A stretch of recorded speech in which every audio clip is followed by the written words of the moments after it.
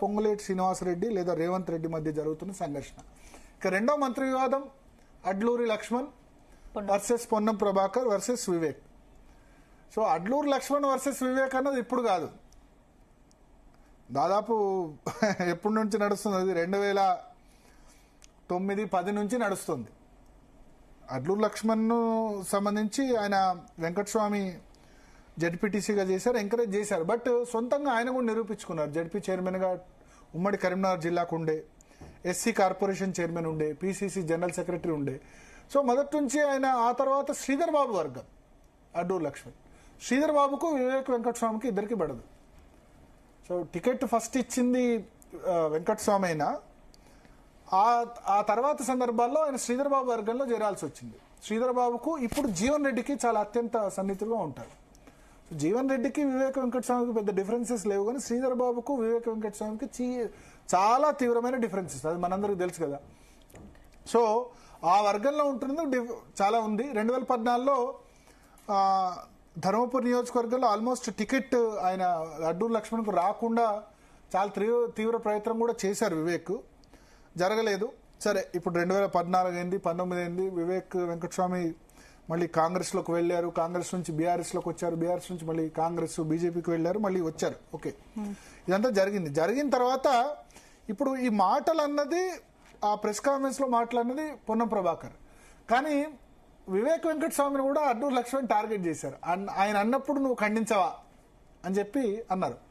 వివేక్ వెంకటస్వామి ఏమన్నారో మనకు తెలియదు. అంటే నేనైతే పోతా, ఇంకా లేట్ అయితే నేను వెళ్ళిపోతా అన్నారు తప్ప, ఆయనేమో దున్నపోతు అన్న వర్డ్ ఏదో పొన్నం ప్రభాకర్ యూజ్ చేశారు. దున్నపోతులాగా ఏదో కానీ టైం పాటించాడు అంటే, సరే నేనైతే పోతా అని అన్నారు తప్ప వివేక్ వెంకటస్వామి ఎటువంటి అనుచిత వ్యాఖ్యలు చేయలేదు.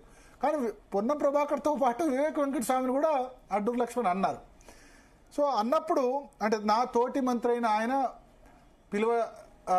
ఏమంటారు, తోటి మంత్రి అయిన ఆయన నన్ను అసలు పట్టించుకోవట్లేదు, మంత్రి అయినా సరే నేను పట్టించుకోవట్లేదు. దానికి కారణం ఏంటంటే, ఇంతకుముందు అక్టోబర్ 4వ తేదీ వెంకటస్వామి జయంతి జరిగింది.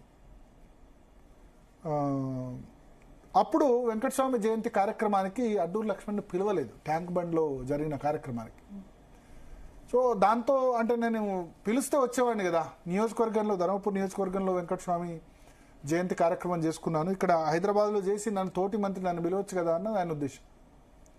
పిలవకుండా ఎట్లా చేస్తారు అన్నది అక్కడ మెయిన్ ఆబ్జెక్షన్ మనకు కనిపించింది. ఏంటి మంత్రుల మధ్య విభేదాలపై పార్టీ హైకమాండ్ స్పందించాల్సిన అవసరం ఏముంటుంది? హైకమాండ్ ఇప్పుడు ఆ రోజు మహేష్ కుమార్ గౌడ్ పిలిపించి మాట్లాడారు. పొన్నం ప్రభాకర్ ఏదన్నా అనుచిత వ్యాఖ్యలు చేస్తే నేను సారీ చెప్తున్నా అని చెప్పారు. చెప్పిన తర్వాత మళ్ళీ 2-3 రోజులకు వివేక్ వేరే చోట మాట్లాడారు. ఆయన నన్ను మాదిగా కాబట్టి టార్గెట్ చేస్తున్నారని అడ్లూరు లక్ష్మణ్ అంటే, నేను మాల కాబట్టి నన్ను టార్గెట్ చేస్తున్నారని వివేక్ వెంకటస్వామి అన్నారు. అన్న తర్వాత మళ్ళీ అడ్లూరు లక్ష్మణ్ స్పందించి ఆయన వ్యాఖ్యలు ఆయన విజ్ఞతకే వదిలేస్తున్నా అని చెప్పి. సో అల్టిమేట్గా ఏంటంటే, ఇది డైరెక్ట్గా మనకు అడ్లూరు లక్ష్మణ్ వివేక్ కనిపిస్తున్న శ్రీధర్ బాబు వర్సెస్ వివేక్ వెంకటస్వామి లాగా మనకు కనబడుతుంది. అంటే మంత్రి పదవి రావడంలో, అడ్లూరు లక్ష్మణ్ మంత్రి పదవి రావడంలో శ్రీధర్ బాబు కీలక పాత్ర పోషించారు. వివేక్ వెంకటస్వామికి ఇస్తే ఇక్కడ ఈయనకు కూడా ఇవ్వాలి అని చెప్పి. పెద్దపల్లి పార్లమెంట్ పరిధిలోనే 3 మంత్రులు అయినారు ఇప్పుడు, శ్రీధర్ బాబు, అడ్లూరు లక్ష్మణ్, వివేక్ వెంకటస్వామి, 3. సో ఇది అంటే అక్కడ జరుగుతున్న వారది. సో దాని తర్వాత మళ్ళీ అడ్లూరు లక్ష్మణ్ పెద్దగా స్పందించలేదు, ఆయన విజ్ఞతకి వదిలేస్తున్నా అని చెప్పి. అయితే ఇప్పుడు వంశీ కూడా అక్కడ ఎంపీగా ఉన్నారు, పెద్దపల్లి మెంబర్ ఆఫ్ పార్లమెంట్. ఆ మెంబర్ ఆఫ్ పార్లమెంట్కు సరైన ప్రోటోకాల్ శ్రీధర్ బాబు నియోజకవర్గంలో మంథన్లో దొరకట్లేదు. ధర్మపూర్లో కూడా మొన్న చాగంటి కోటేశ్వరరావు ప్రవచనాల సందర్భంగా అక్కడ ఆయన ఫోటో పెట్టలేదని వాళ్ళు కూడా వంశీకి సంబంధించిన అంచర్లు కొద్దిమంది నిరసన వ్యక్తం చేసిన. ఓవరాల్గా మంథని కాన్స్టిట్యున్సీ అయినా ధర్మపూర్ కాన్స్టిట్యున్సీ అయినా పూర్తిగా శ్రీధర్ బాబు అడ్లూరు లక్ష్మణ్కే పట్టుంది. సో అది ఓపెన్గా వార్ నడుస్తోంది, అది క్లియర్. అంటే బయట జరుగుతుంది ఒకటి, ఇదొకటి. అక్కడ పొన్నం ప్రభాకర్ మాటలన్నా టార్గెట్ ఎక్కువ చేసింది అక్కడ వివేక్ వెంకటస్వామిని కదా. వివేక్ వెంకటస్వామి డైరెక్ట్గా ఆయన ఎటువంటి అనుచిత వ్యాఖ్యలు చేయలేదు, బట్ ఇంతకు ముందున్న శత్రుత్వం ఉంది కాబట్టి. ఒకటి ఏంటంటే, అంటే ఇప్పుడు అడ్లూరు లక్ష్మణ్ కానీ మిగతా వాళ్ళకు కూడా అప్రహెన్షన్ ఉండొచ్చు. వివేక్ సంబంధించి మెంబర్ ఆఫ్ పార్లమెంట్ ఉంటే సెకండ్ గ్రేడ్ లీడర్షిప్, అక్కడ ఉన్న ఎమ్మెల్యేలు కాకుండా వేరే వాళ్ళని ఎంకరేజ్ చేస్తారు అన్న ఒక భావన ఉంది. అందుకని అప్పుడు కేసీఆర్ కూడా 2019లో పార్లమెంట్ టికెట్ ఇవ్వలేదు. సెకండ్ లీడర్షిప్ వేరే వాళ్ళని ఎంకరేజ్ చేస్తారు, అక్కడ ఉన్న ఎమ్మెల్యేస్ కాదని చెప్పి అప్పుడు టికెట్ కూడా 2019లో ఆయనకి నిరాకరించారు. ఇన్ఫాక్ట్ అప్పుడు కొప్పుల ఈశ్వర్కి వ్యతిరేకంగా అడ్లూరు లక్ష్మణ్కు అనుకూలంగా అడ్లూరు లక్ష్మణ్కి సహాయం చేశారు, కొంత ఫైనాన్షియల్గా అసిస్టెంట్ చేశారని 2009లో అప్పుడున్న టీఆర్ఎస్ ఎమ్మెల్యే మాజీ ఆ తర్వాత మంత్రి అయిన కొప్పుల ఈశ్వర్ ఆరోపించారు. కేవలం 350 ఓట్లతో కొప్పుల ఈశ్వర్ గెలిచారు అడ్లూరు లక్ష్మణ్ మీద.